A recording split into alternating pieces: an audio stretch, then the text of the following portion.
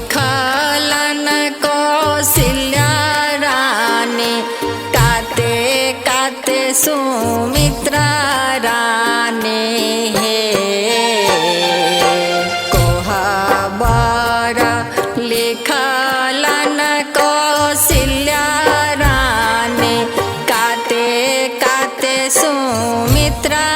रानी हे आहे रची रची लिखलन के कये रानी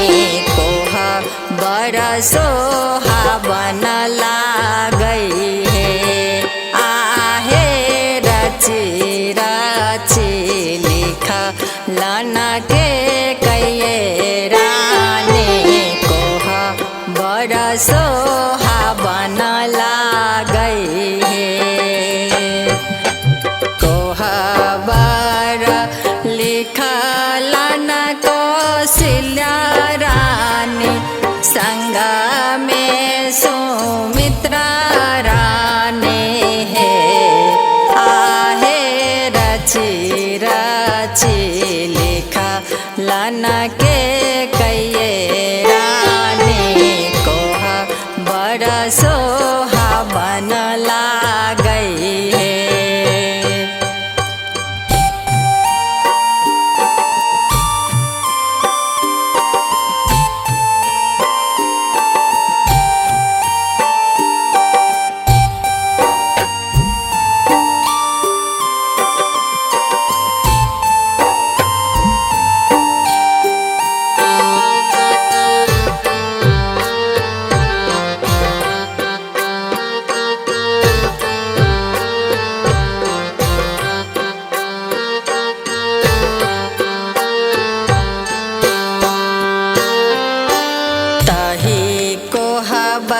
बैठलन श्री राम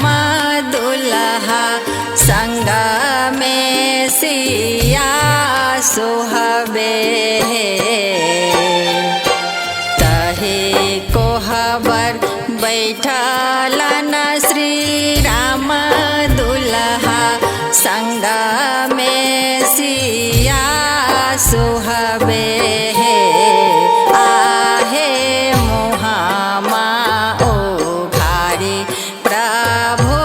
निरखल कौने कौने अभरण है आहे मुहामा उघारी प्रभु निरखल कौने कौने अभरण है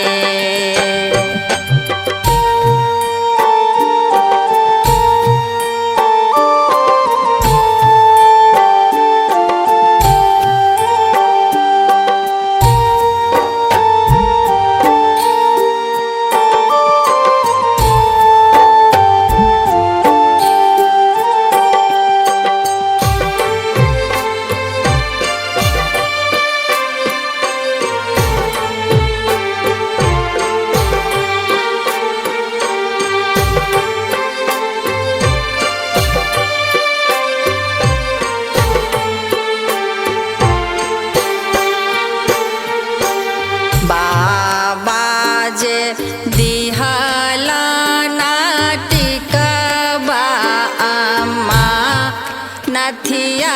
दिहलाना है बाबा